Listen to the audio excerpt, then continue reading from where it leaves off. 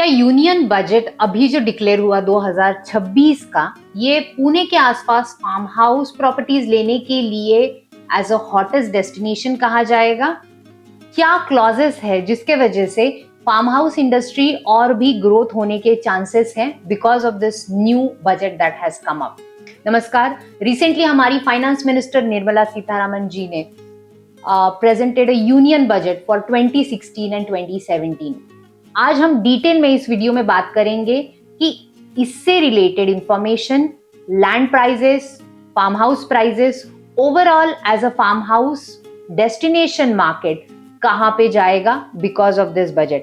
And specially जब मैं farm house की बात कर रही हूं तो मैं सेकेंड होम डेस्टिनेशंस की बात कर रही हूं, मे बी टियर 1 सिटीज का आउटस्कर्ट एरिया या टियर 2 एंड टियर 3 सिटीज का एरिया।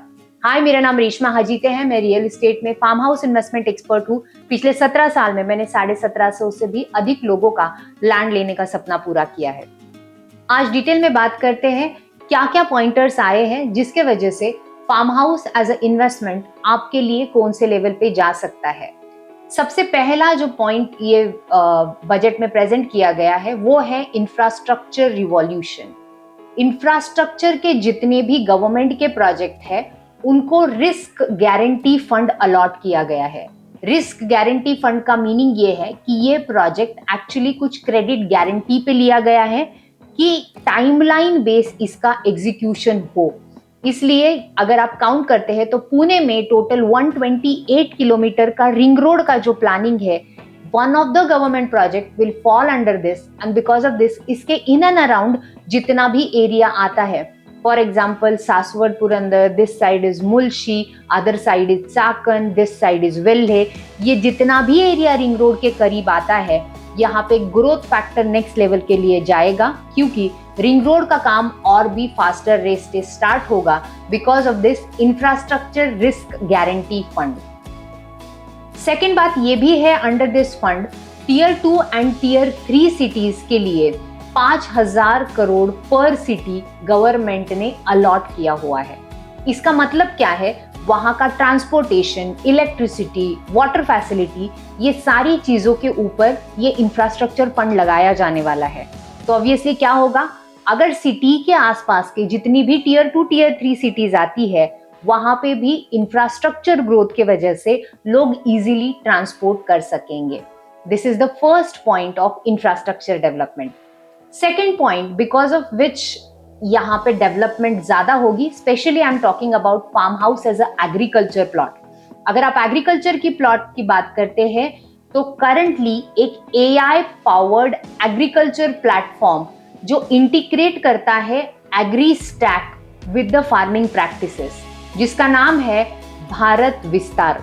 भारत विस्तार ये जो एआई पावर्ड ऐप है, इसके वजह से आपका क्रॉप प्रोड्यूस भी मॉनिटर होगा। कौन से फार्मर कौन से क्रॉप ले रहे हैं ये मॉनिटर होने के वजह से सब्सिडीज भी बहुत अच्छी मिलेगी। एंड स्पेशली इस बजट के अंदर गवर्नमेंट ने जो स्पेशल गुड्स है लाइक सैंडलवुड है, कोकोआ है, कैशू है, इनके लिए ड्यूअल पर्पस इन्वेस्टमेंट प्लान किया हुआ है। यानी इससे आपको तो डायरेक्टली एग्रीकल्चर बेनिफिट होगा ही, but at the same time government भी आपको इसका एक्स्ट्रा बेनिफिट पास ऑन करेंगे। So this is a importance अगर आप स्पेशली क्रॉप प्रोड्यूस में भी जाना चाहते हो तो। प्लस 55,000 करोड़ का अंडर विकसित भारत ग्राम योजना के अंडर रूरल इंफ्रास्ट्रक्चर डेवलप हो रहा है। तो दो चीजें जिसके अंडर एग्रीकल्चर डेवलपमेंट बहुत फास्टली ग्रो होगी क्योंकि एआई ड्रिवन एग्रोनॉमी लाई जा रही है। एंड सेकंड, विकसित भारत के अंदर ग्राम सड़क योजना के लिए सबसे बड़ा बजट दिया गया है, जिसके वजह से गांवों से कनेक्टिविटी भी बढ़ेगी। इसके वजह से लोग सिटी से बाहर जाना भी पसंद करेंगे क्योंकि सड़कें अच्छी होगी। नेक्स्ट पॉइंट जो इस बजट में प्रेजेंट किया गया वो है real estate asset recycling. Real estate asset recycling ये बात होती है कि गवर्नमेंट ने जो लैंड लेके रखी हुई है या गवर्नमेंट के अंडर बहुत सारी लैंड आती है, बहुत अलग अलग रियल एस्टेट प्रोजेक्ट्स आते हैं जो गवर्नमेंट होल्ड करके रखते हैं। कभी कभी ऐसी भी जमीनें होती है जिसके कोई वारिस नहीं है या कहीं पे जब्ती आ जाती है, वो लैंड गवर्नमेंट के पास आ जाती है। कोई बिल्डिंग है वो सरकारी होती है, वो बहुत पड़ी हुई होती है, तो रिसाइकलिंग रियल एस्टेट असेट के अंडर ये होता है कि ये सारी जितनी भी लैंड है, जितने भी कंस्ट्रक्शन है, ये सारे गवर्नमेंट रिसाइकल में निकालते हैं। इस टाइम पे रीट एप्लीकेबल किया गया है फॉर सीपीएससी। सीपीएससी का मतलब है सेंट्रल पब्लिक सेक्टर एंटरप्राइज के लिए रीट एप्लीकेबल किया है फॉर रियल एस्टेट रिसाइकलिंग, यानी जितनी भी रियल एस्टेट रिसाइकल होगी उसके लिए फंड जो है वो रीट से निकलेगा। रियल एस्टेट के जो छोटे छोटे फंड के ऑप्शंस है, यहाँ पे भी अभी लोग पैसा लगाएंगे फॉर रियल एस्टेट असेट का जो रिसाइकलिंग होगा उसके लिए भी, क्योंकि इससे होने वाला क्या है, गवर्नमेंट के पास बहुत ज्यादा फंड पंप इन होगा बिकॉज ऑफ रीट। एंड इससे एक चीज तो होने वाली है कि जब रियल एस्टेट सेक्टर में एनआरआई फंड या मार्केट से फंड उठता है तो ऑटोमेटिकली वहां की लैंड प्राइसेस अप्रिशिएट होती है, real estate market next level पे जाता है। एंड स्पेशली जब रिसाइकलिंग होता है तो जो पड़ी हुई लैंड है या फिर ऐसी ही जो बिना यूज वाली प्रॉपर्टीज है वो यूज में आना स्टार्ट होता है बिकॉज ऑफ द गवर्नमेंट का जो आने वाला प्लान है उसके ऊपर, उसके वजह से वहां पे नेक्स्ट लेवल पे लैंड प्राइसेस जाएगी। तो third important point is REITs for CPSEs, यानी सेंट्रल से ये अभी डायरेक्टली फंड्स रिलीज होने वाले हैं अंडर द रीट फैसिलिटी, जहां पे आप बेनिफिट मार्केट में बहुत सारे रियल एस्टेट इन्वेस्टर्स लेंगे जिनको छोटे भी पैसे पार्क करने हैं, वो रीट्स में इन्वेस्टमेंट पार्क करते। Real estate market overall market से इन्वेस्टमेंट अभी इजीली उठा सकेगा। फोर्थ इंपॉर्टेंट पॉइंट ये आता है कि tax stability.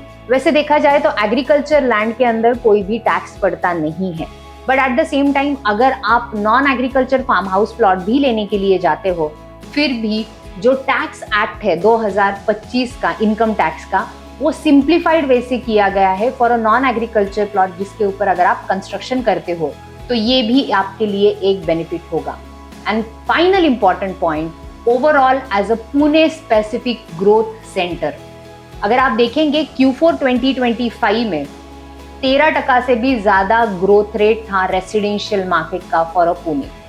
Eight the same time पिछले एक साल में ये बहुत नेक्स्ट लेवल पे ग्रो हो चुका है because of ring road and PMRDA। Locations like Velhe, Mulshi, Uruli Kanchan, Yavat, Chakan, Saswad, ये सारे जो पहले टियर 2 समझे जाने वाले लोकेशंस थे, ये क्लोज टू सिटी आना स्टार्ट हुआ है क्योंकि रिंग रोड के काम बहुत ही फास्टर वे से स्टार्ट होने के चांसेस है।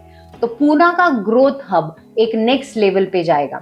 सो बॉटम लाइन इस बजट की ये है कि farm house overall agriculture land holding उसके ऊपर कुछ बनाना, कॉर्पोरेट को रेंट आउट करना या खुद रेंट आउट करना या उससे क्रॉप प्रोड्यूस करना, ये सारी चीजें आने वाले 2026-27 में गवर्नमेंट भी बहुत स्ट्रांगली सपोर्ट कर रहे हैं।